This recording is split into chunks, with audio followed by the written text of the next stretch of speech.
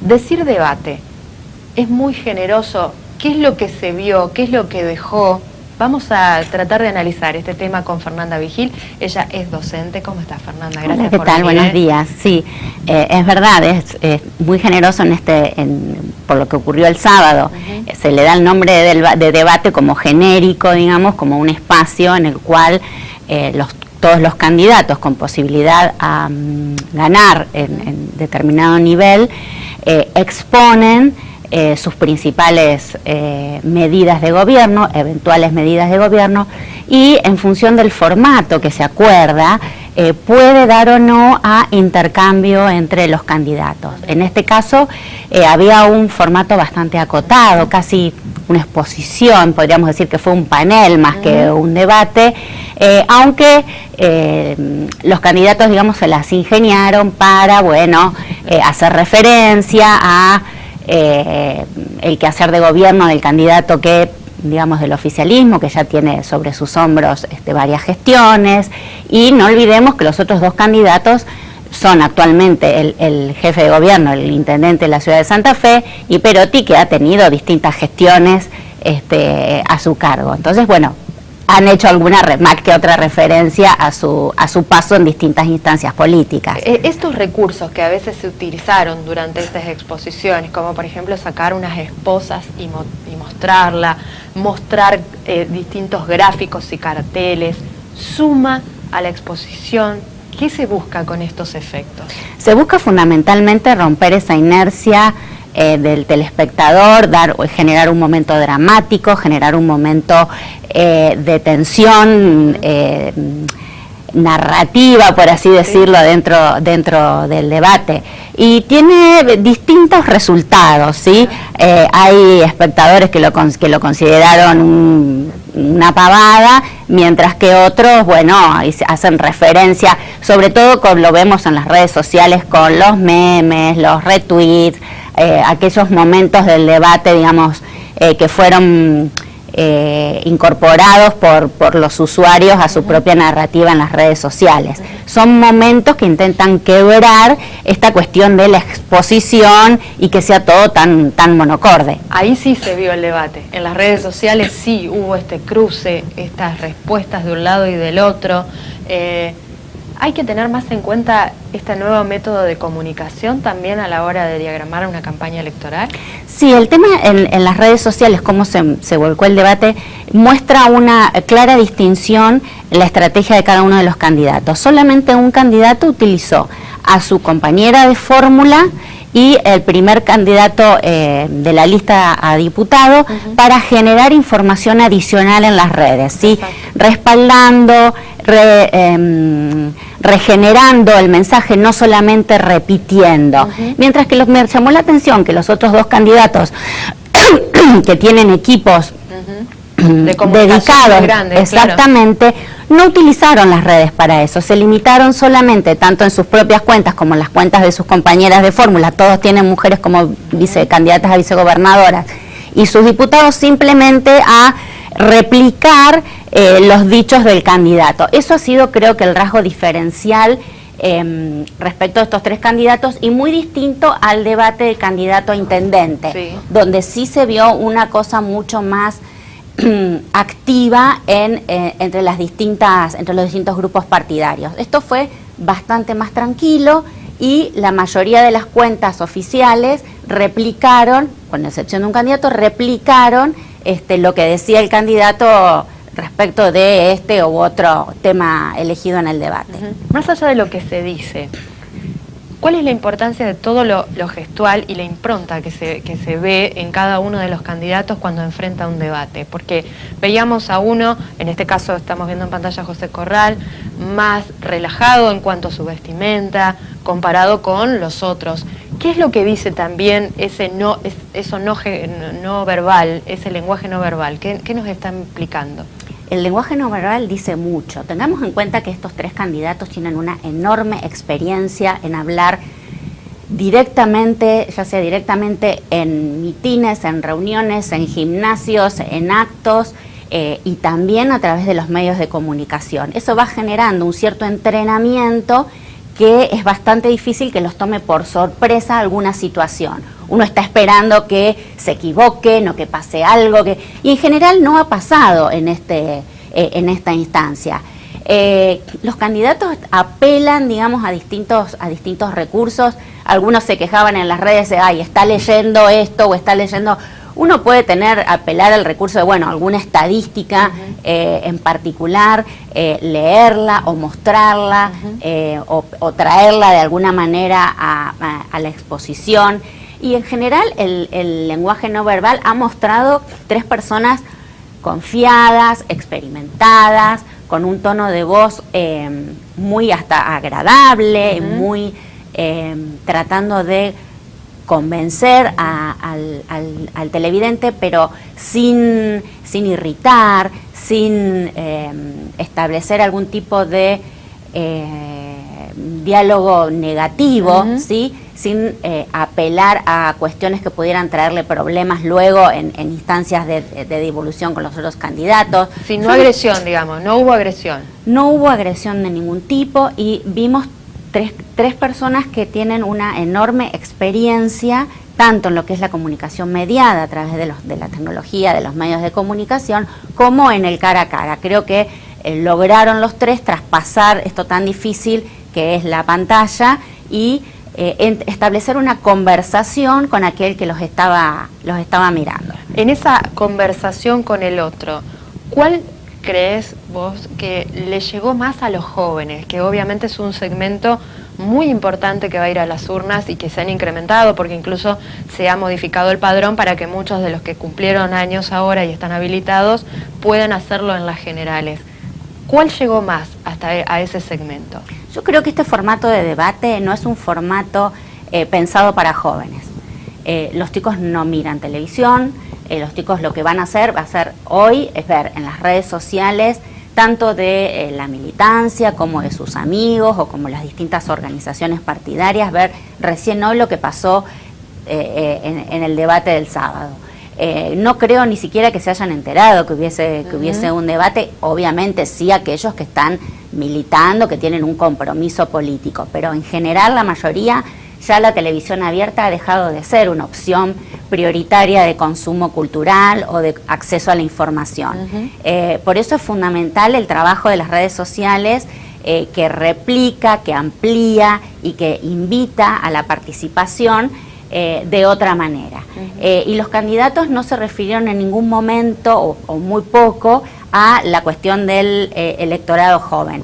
Trataron de hacer lo que se hace un discurso más generalista, poniendo el acento en cada una de las temáticas que se habían acordado tratar, pero excepto lo que fue la propuesta del boleto gratuito. La parte educativa. Exactamente, la parte educativa en general.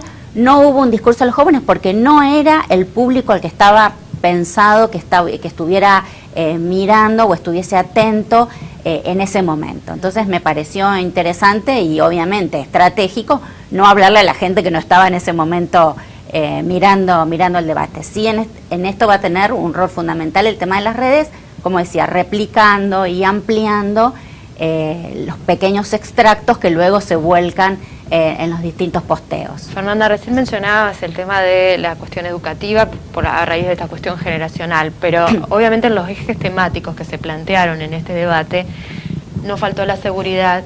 Quizás sorprendió el tema del hincapié que hicieron en el empleo más que en la situación económica. Así es, sí. Y esto tiene que ver con el nivel de gobierno acerca del cual se está discutiendo.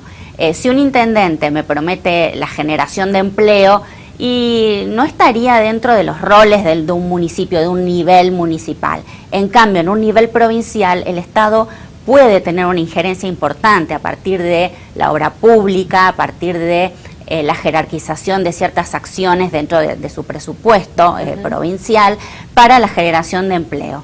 Y me parece que en eso sí es importante el rol de los candidatos, qué rol van a tomar respecto de la situación económica en general. Entonces sí, el eje de empleo era pertinente de trabajar porque sabemos que desde el nivel provincial es posible no diría torcer el rumbo de una situación económica que viene mucho más macro, pero sí hay un cierto nivel de acción propia que tiene el gobernador en función de cómo se direcciona, digamos, el presupuesto provincial y las políticas, sobre todo políticas hacia las pymes, de fomento, hacia lo que es la exportación, digamos, la promoción de exportaciones, el incentivo a los emprendedores. Exactamente, el acompañamiento a emprendedores, y un sinnúmero de líneas de acción que se pueden trabajar a nivel de gobierno que no necesariamente tienen que estar en sintonía con la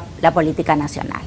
En otro de los ejes fue salud y obviamente cada uno sacó chapa de lo que había hecho, en su caso a nivel provincia, exhibiendo los logros en la cantidad de hospitales. ¿Sorprendió la forma de encarar el tema salud por parte de los otros dos candidatos?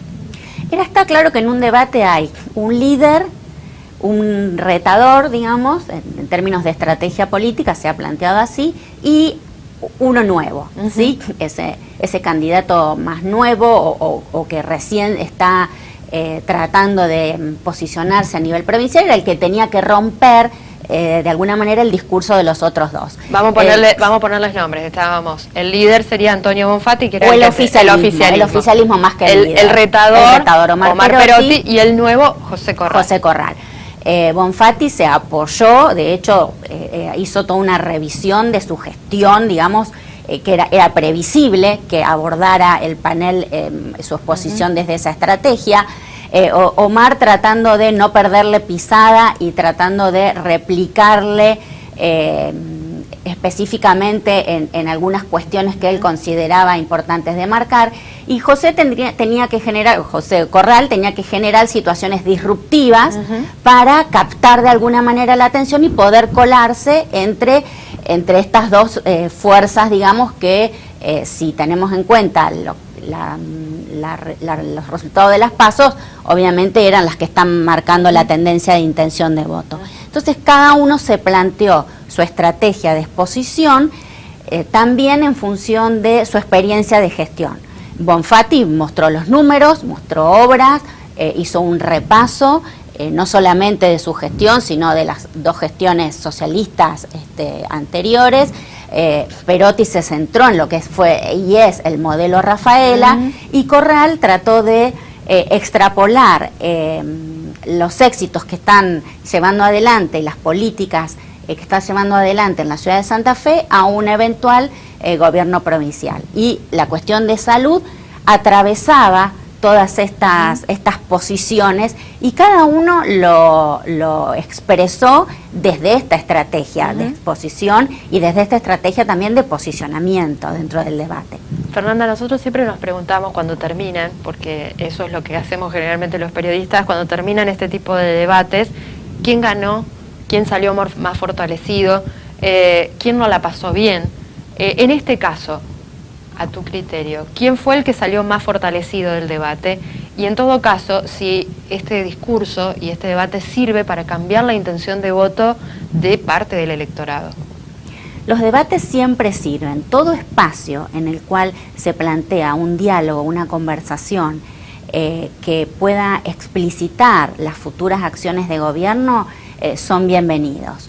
Ahora, ¿hubo un ganador? No, no hubo un ganador. ¿Hubo un perdedor? No, tampoco hubo un perdedor. En la medida en que todos los candidatos se exponen, hay cuestiones que ganan, hay cuestiones que se pierden. No hubo ninguna...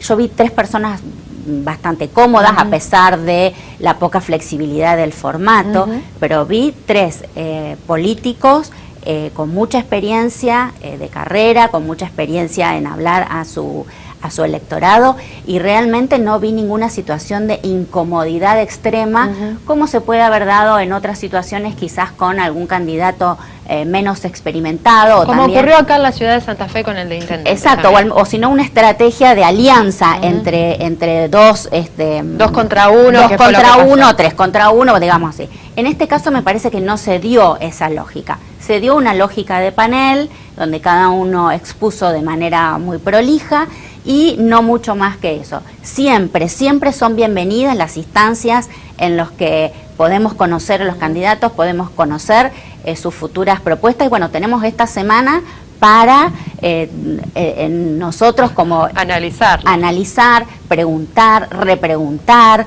Tenemos los candidatos a mano, van a estar recorriendo, seguramente hay alguno que va a estar en nuestro barrio, en nuestra cercanía, decir, bueno, a ver, respecto de esto, no me quedó claro, respecto de esta cuestión, ¿qué pasa en este sentido?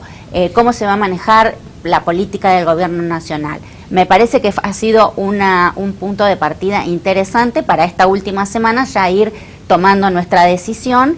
Y lo que me preguntaste de lo que si se modifica o no, yo creo que en algunas personas sí se modifica. La intención de voto. Sí. La intención de voto es algo que llega hasta último momento y muchos votantes todavía no saben por quién se van a definir, porque hay muy poca diferencia, digamos, entre los candidatos. Y son estas instancias las que permiten, bueno, abrir la reflexión, la discusión en la familia, en el grupo de amigos, en el grupo de trabajo, y me parece que es un insumo muy potente para la democracia. Yo te agradezco, Fernanda, que nos hayas ayudado a analizar, y me quedo con este concepto.